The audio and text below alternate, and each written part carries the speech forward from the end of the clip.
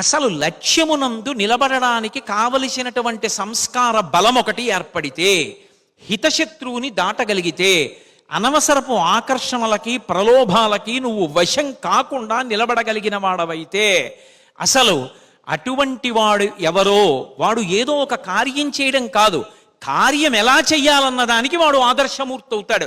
అటువంటి ఆదర్శమూర్తిని ఉదాహరణగా తీసుకుని కొన్ని కోట్ల మంది ఆ మార్గంలో నడిచి తరిస్తారు. అలాంటి వాడు తయారు కావాలి అంటే ఆ విచక్షణ జ్ఞానానికి అవసరమైనది ఏది అంటే హితశత్రువునకు వశము కాకుండా ఉండగలగాలి. రెండవది అహితశత్రువు అంటే అది తెలిసిపోతూ ఉంటుంది, ఇది శత్రువురా, దీని జోలికి మనం వెళ్ళకూడదని తెలుసు, కానీ దాని జోలికి వెళ్లకుండా ఉండలేడు. అన్నిటికన్నా పెద్ద అహిత శత్రువు ఏది లోకంలో అంటే కాలము యొక్క విలువ తెలుసుకోని వాడెవరో వాడే కాలము చేత గ్రసింపబడతాడు. వాడు